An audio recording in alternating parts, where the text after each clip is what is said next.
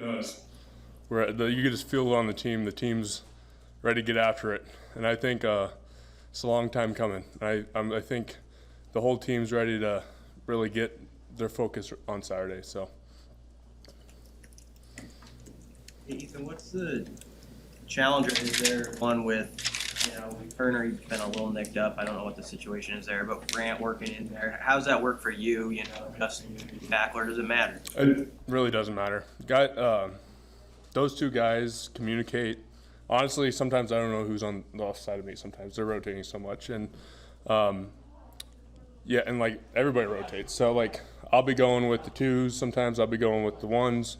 It's kind of like a mix. So I don't think there's going to be an issue at all with left tackle. I think both guys are capable. Ben Stilley's been really complimentary of you in a couple interviews where he says he's like you've gotten Big Ten ready. He says sort of like your body. Do you feel like you kind of took a step up this year? Yeah, last year I played about 285, and right now I weighed in at 307. So I'm playing 22 pounds heavier. Duval's been doing a good job in the weight room. We'll see Saturday. We have a great D-line, and they've been getting the O-line ready, and we'll be getting them ready. And I can't wait to see the O and D-line go against somebody else except each other. So, you talked about sort of mixing and matching on the offensive line.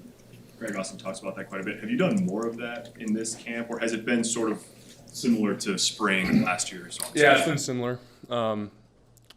Coach Austin, he's always looking to see if somebody's maybe a little bit better at another position. It's like a trial and error. But right now I think the guys that are rotating are at the spot they need to be.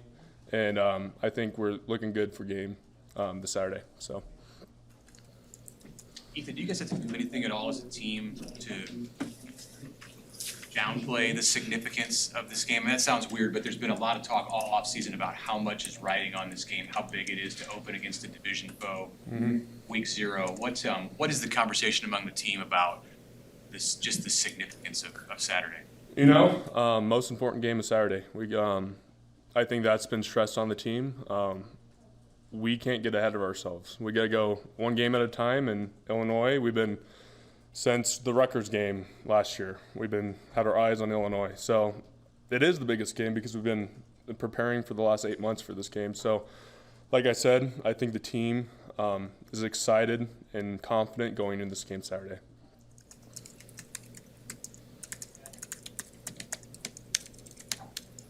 For those players who haven't gotten to experience a road atmosphere or anything, or maybe their first college game, any advice you would have for them as they go into this first game? Just treat it like practice. Coach Frost does a great job of turning up the music, putting us in high-pressure situations while we're tired. Honestly, from my experience, the game is almost easier than practice. So they shouldn't get too worked up. They should, honestly, the next 2 days put in the work, and Saturday would just be a breeze for them.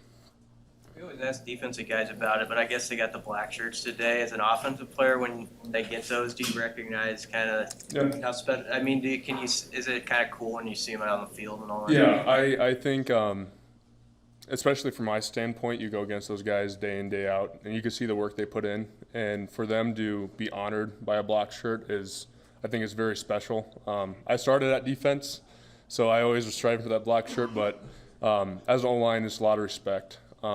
Those guys deserve the black shirts they got, and they put in a lot of work, and nothing but good vibes for them. So, what kind of opportunity you guys have? It'll be really the biggest game of the day of college football on Saturday, 12 noon, Fox National TV. I mean, do you guys look at this as an opportunity to kind of correct some things from the last few years? Exactly.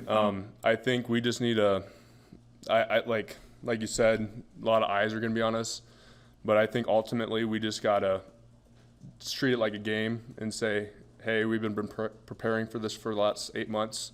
Let's get after them. And I think that's all there is to it. So, what's your perspective on the guy to your right? There's been a lot of talk about Juergens this offseason and his development. Yeah, Cam Juergens is the dude. He works hard. He's gritty. He's the definition of what a pipeline player should be. And for me, just to be next to him, I feel extremely honored. He elevates my game as well, and he's just the definition of what. In the offense line room, we got all these definitions of what a pipeline is, and he fits every single category. He's just a dude. So.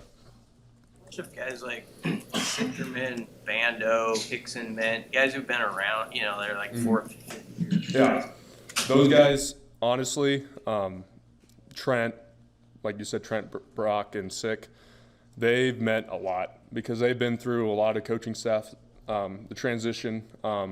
They know the offense more than anybody else because they've been here the longest.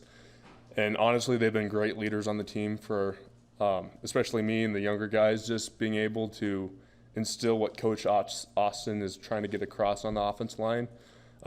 They've been just every day you come in and it's just awesome because their leadership for us. So. Do you get excited for a guy like Sichterman who, you know, maybe gets a start and it's been like 4 years in the Definitely. making?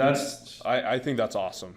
Sick is a person that there's nobody more technical. There's nobody that pays more attention to detail than Matt Sichterman. He is a workhorse. And for him to be able to start, I think is a testament to him and his work ethic. And I am super excited to see. I think he's going to be a great lineman this year, and I can't wait to see what he does this Saturday.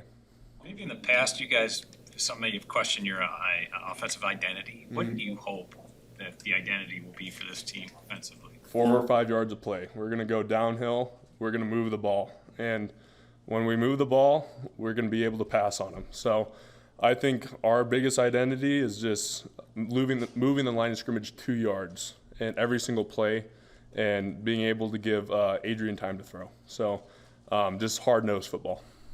How much of an emphasis have you guys put on penalties and curtailing that? And then how much is maybe the game kind of the ultimate test of whether that's actually paid off? Yeah, penalties have been huge this fall camp. Last year we had a lot of holding, false starts, but every single time if you do a penalty in practice, you have to pay extra, and the guys will really get after you. So it's like it helps change your mindset of like this means a lot, and we put a lot of stress on the penalties, especially false starts this year. And I think, or I know, it's gonna be better this year. How do you pay extra? What's that mean? Running, lifting, push-ups and stuff after practice. If you run a couple gassers, which is not very fun when you had a 2.5 hour practice out in the heat and you have to go run more, especially in heat races. So, but you pay an extra bill if you have a penalty during camp. So. Had you done that in the past? Is that something? Yeah, we've done it in the past, but it's been more of an emphasis. It's been more severe penalties, especially maybe last year I did like 15 push-ups. Now it's like you got to run like it's like a conditioning set. So.